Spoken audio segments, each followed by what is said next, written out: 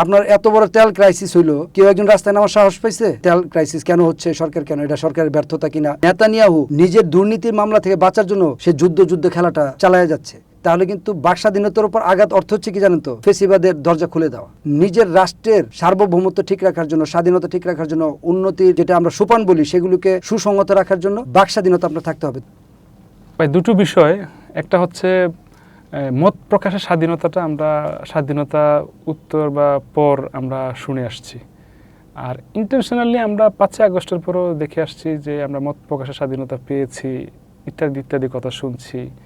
পাশাপাশি একটা ট্যাগিং হচ্ছে, মানে কিছু থেকে কিছু হলে ধরেন এখন যেহেতু প্রধানমন্ত্রী জনাব তারেক রহমান, তার ফেসবুক পেজ আছে, সেখানে ট্যাগ দিয়ে বিচার চায়। এখানে আপনি দেখবেন এখানে কিছু অসত্যর প্রমাণ মিলে আর কি। আপনি হয়তো মনে আছে লাইভ করে ফোন করতেছেন ডিবি হারুনকে পরিমণি, আপনি হয়তো দেখে থাকবেন যে মানে ট্যাগিংটা প্রধানমন্ত্রীর কাছে বিচার চায়, আবার ফোন লাইভে এসে ফোন করে, মানে এই যে ট্যাগিংটা, এটাকে আপনি কীভাবে দেখেন? মানে মত প্রকাশের বুলি আউড়িয়ে আসলে কি প্রমাণিত হচ্ছে, বা শেষতক আমরা কি দেখি আসলে? ধন্যবাদ হাসান সাইদুল ভাই।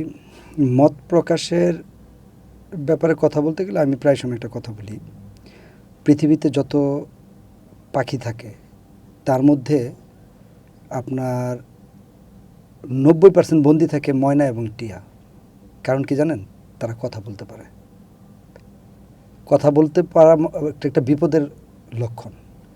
কথা বলতে পারা, যথোপযোগী কথা বলা কিন্তু একটা বিপদ টেনে আনা। আমি কেন পাখির উদাহরণ দিলাম, যে এই পাখিগুলোকে মানুষ খাঁচায় বন্দি রাখে এই জন্য যে তারা কথা বলতে পারে।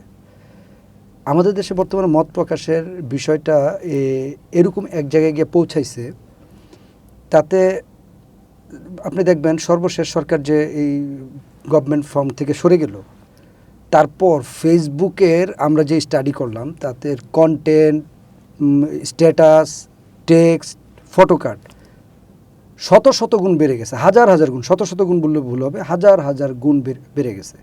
কারণ কি?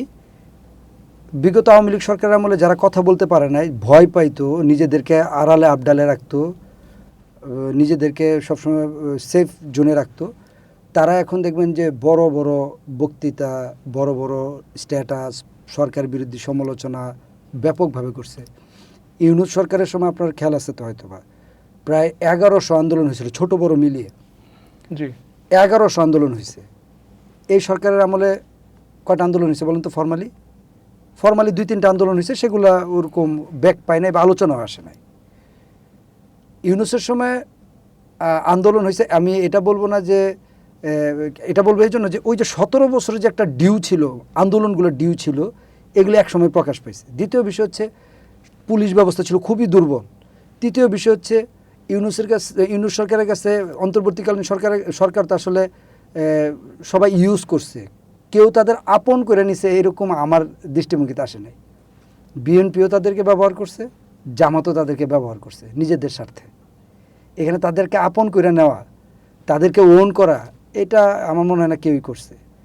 যার দরুন কী হচ্ছে যে এই যে সরকারের, আপনি দেখবেন যে এত আন্দোলন হলো, আপনার ইউনূস সরকার যদি টিকে থাকতো আর এই তেল সংকট যদি হইতো, তাহলে উবার এবং পাঠাও রাইডাররা লাখ হোন্ডা নিয়ে যমুনায় ঘেরাও করতো। এই সরকারের সময় সেটা ঘেরাও হয় নাই।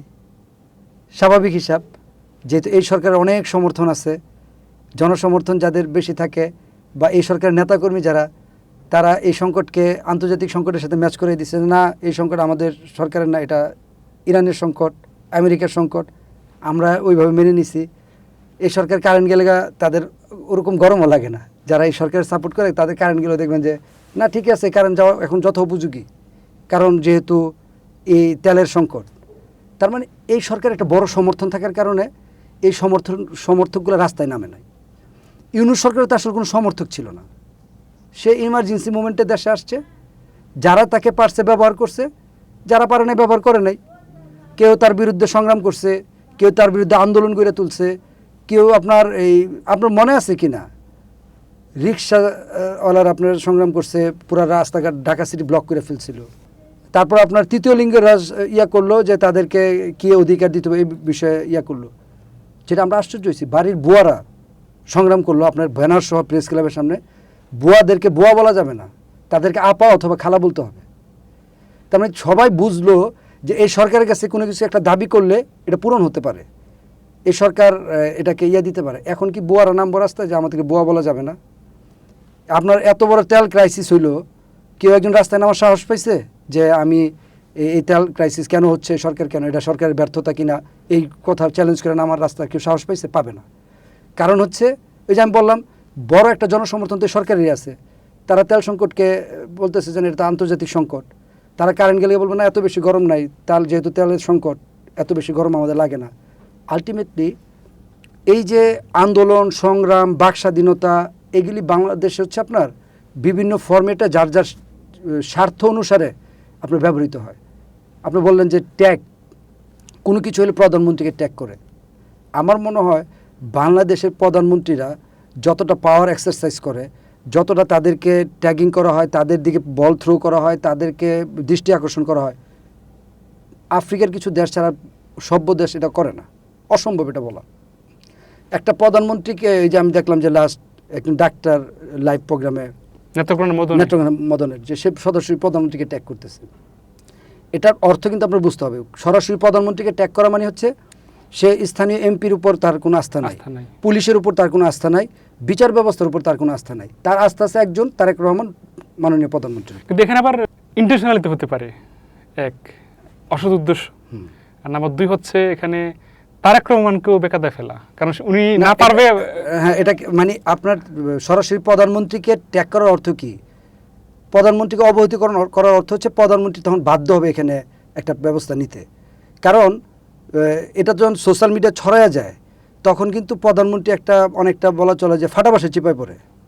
সে এটাকে হয় ব্যবস্থা নিতে হবে, আর নাহলে এটাকে একটা ফাইসালা দিয়ে দিতে হবে দ্রুত সময়ের মধ্যে। কারণ একটা কিছু আল্লাহ না করুক হয়ে গেল, তখন কিন্তু এটা দায়ভারটা এই ভিডিওটা রেকর্ডটা থেকে গেলে বলবে যে এটা প্রধানমন্ত্রীকে জানানোর পরও একটা জিনিস কেন হইল না। এই যে ট্যাগিং করা, বিচার ব্যবস্থার উপর আস্থাহীনতা, পুলিশের উপর আস্থাহীনতা, স্থানীয় যে নেতাকর্মী তাদের উপর আস্থাহীনতা, এগুলো কিন্তু পরবর্তীতে কী তৈরি করে জানেন?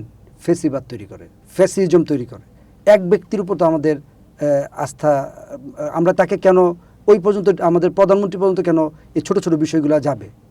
এটা যদি রাষ্ট্রীয়, আপনি একটা জিনিস খেয়াল আছে কিনা, ইসরায়েলের প্রধানমন্ত্রী নেতানিয়াহুকে বিচার বিভাগ কি পরিমাণ তাকে হ্যাস্তন্যস্ত করতেছে।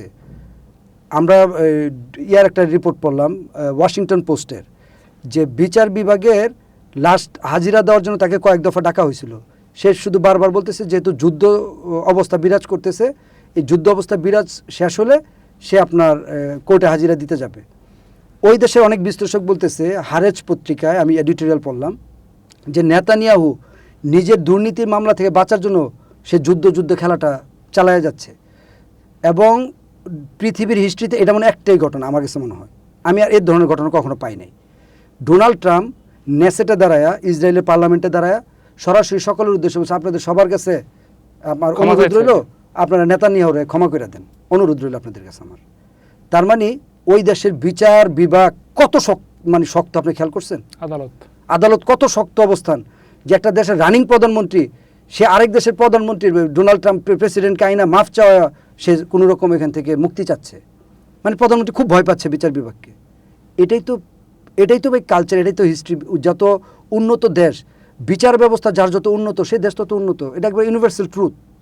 সারা পৃথিবীর হিস্ট্রি আপনি অ্যানালাইসিস করেন, যাদের বিচার বিভাগ যত স্বচ্ছ, জবাবদিহি এবং ন্যায়পরায়ণ বিচার ব্যবস্থা, সে দেশগুলোই তত উন্নত। আপনার first country to last country আপনি হিসাব করেন, আফ্রিকার বিচার ব্যবস্থার দিকে যান, আপনার যেগুলো জাস্টিস ইন্ডেক্স আমরা দেখি বিভিন্ন পত্রিকায় আসে, তাতে দেখবেন যে আফ্রিকার দেশগুলোতে বিচার ব্যবস্থা একেবারে সবচেয়ে পোর। তারপর হচ্ছে আমাদের মতো মিডল ইনকাম যে কান্ট্রিগুলো, সেগুলোর এরপরে একটু যত বিচার ব্যবস্থা স্বচ্ছ দেখবেন, সব দেখবেন উন্নত রাষ্ট্রগুলোতে। তার মানে বিচার ব্যবস্থা হচ্ছে একটা রাষ্ট্রের উন্নত অবনতি, রাষ্ট্রকে সারা পৃথিবীতে প্রেজেন্ট করার জন্য, যে আমার সভ্যতা প্রেজেন্ট করার জন্য এটা হচ্ছে একটা হচ্ছে কী বলে এটাকে, একটা স্ট্যান্ডার্ড আপনি ফলো করতে পারেন।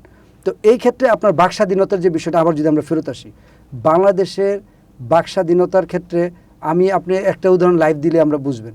আমরা একটা ভিডিও করেছিলাম এই 3-4 দিন আগে, ওই ভিডিওর থাম্ব টাইটেল দেখেই কত মানুষ নেগেটিভ আপনার মন্তব্য করলো, কত মানুষ পজিটিভ মন্তব্য করলো, কেউ না দেখেই মন্তব্য করে, কেউ এটাকে 1 সেকেন্ডের জন্য দেখেও না যে আসলে কি বলতে যাচ্ছে।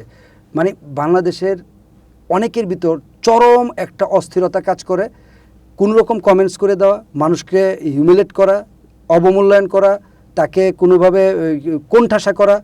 মানে আপনার যদি বাক স্বাধীনতার অর্থ হয় একটা মানুষকে আপনি একেবারে আপনার জঘন্যভাবে শেষ করে দেওয়া অথবা হুমকির মুখে রাখা। বা হুমকির মুখে রাখা, তাহলে তো আসলে এটা একটা চ্যালেঞ্জের বিষয় হয়ে দাঁড়ায়। আপনার এই বাক স্বাধীনতাকে আবার আটকানোর কোনো রাস্তা কিন্তু নাই।